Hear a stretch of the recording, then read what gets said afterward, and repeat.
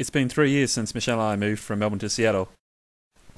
Michelle's been working at the Fred Hutchinson Cancer Research Centre whilst I've been working at Microsoft on the Bing search engine. It's been a lot of fun and we've made some great friends, but now we're embarking on a new adventure. We're going to travel the world for a year. We've rented out our home, left our jobs, packed up everything we own into storage. Our whole household fits in this little space. It's 10 by 10 foot. Isn't that impressive? And now we're good to go.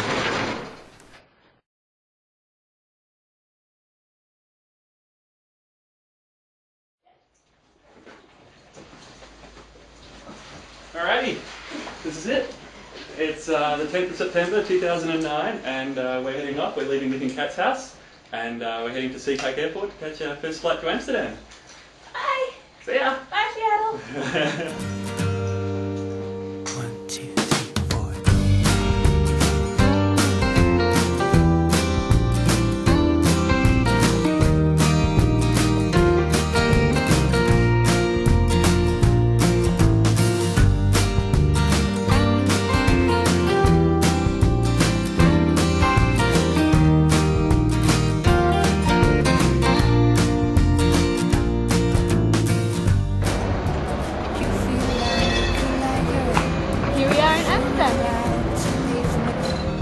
If you can sleep at night,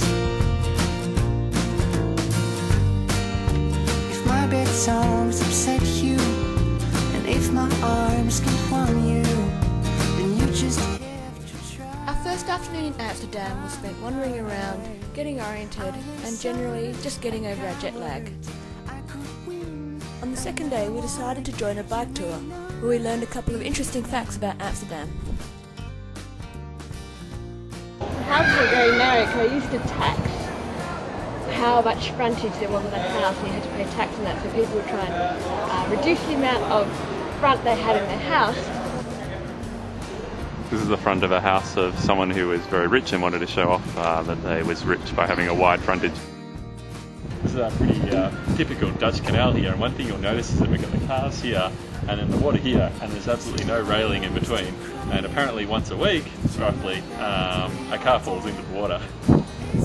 Paradise. I'm just waiting for the day that I will find a letter on the bedroom door. So one thing that really amazes in Amsterdam is all of the people riding bikes, and also the various things that they were carrying and doing whilst they were riding bikes. We saw people carrying boxes and musical instruments on their handlebars. We saw people carrying kids along. We even saw like a couple holding hands, a guy riding along holding like an extra bike beside him, a woman who was riding along and walking a dog, or riding a dog so to speak.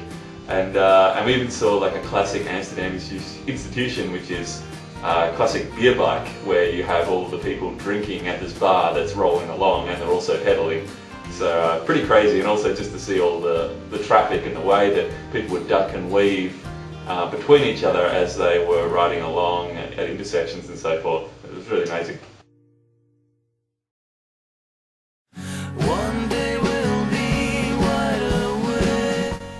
We went for a bike ride in waterland areas, a short ferry ride from Amsterdam. One of our highlights was catching a little ferry across the canal. Unfortunately, the weather wasn't so good. Hi, we're hiding out from the rain in the middle of our bike ride, so we're sheltering under a tree. Luckily for us, the weather got better a bit later.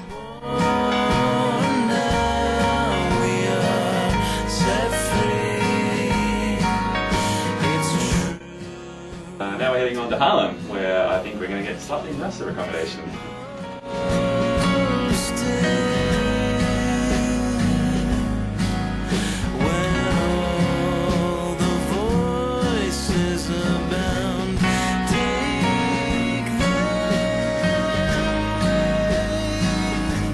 So here we are, we're at a beach, not far from Haarlem, just out of Haarlem. You can see beautiful beach. The area is called Bloemendal, and there's these cafes here where people are out on the lounge and you can see them. I'm not sure what they're all doing here on a Monday. Maybe they're all travelling like us.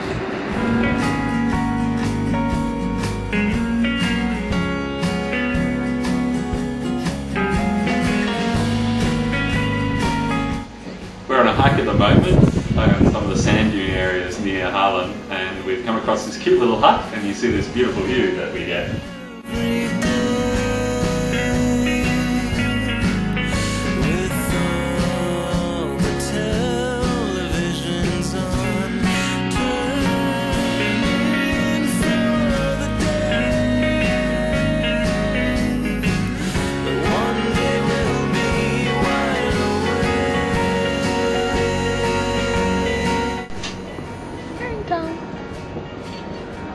More herring.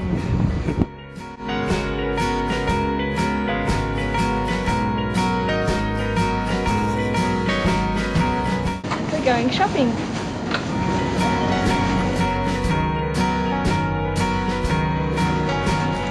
One of the benefits of having our own apartment is that we get to cook tonight. Sausage rolls.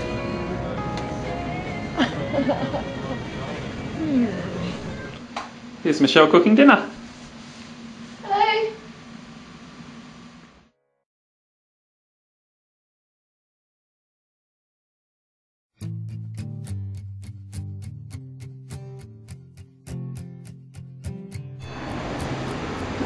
Now we're in Den Haag, which is The Hague, and it's the seat of parliament for the Netherlands. Behind us you can see the parliamentary building. We're about to go to see if we can go on a tour. Unfortunately, the parliamentary buildings were shut, so we're going to go check out the Escher Museum over there instead. Way back on a radio dial, fire got lit inside a bright-eyed town. Every note. When we were in Den Haag, our hotel was down by the beach. Taught Memphis all the way to rock and roll.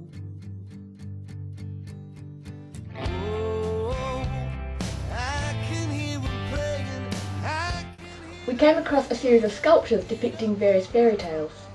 Oh, I can hear them saying, keep on dreaming.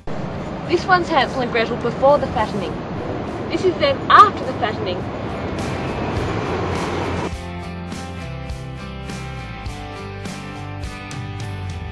Downtown, where I used to walk. We're in Rotterdam, which was levelled during the Second World War, and as a result there's a lot of interesting modern architecture here. On the left here we've got what's like a flying saucer, which is the roof of a train station, and also behind me we've got this very interesting set of what are called cube houses. I can hear them playing.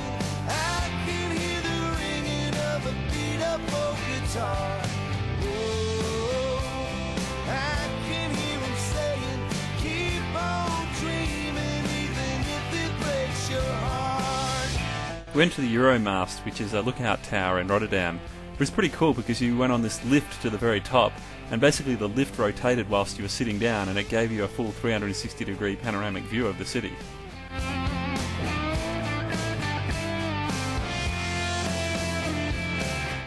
We visited a UNESCO World Heritage Site of traditional Dutch windmills. They were impressive to see close up, and we also got to see the internal workings of one. I can hear them saying, keep on dreaming, even if it breaks your heart. On the way to Middelburg, we stopped off and checked out the Delta Project. The Delta Project is basically a massive barrier that has been constructed at the expense of billions of dollars that shuts or opens to prevent seawater coming over and flooding large parts of the Netherlands in the event of a storm. Here's our accommodation in Middelburg. Middelburg's a small town, and it's pretty quiet here on a Sunday afternoon.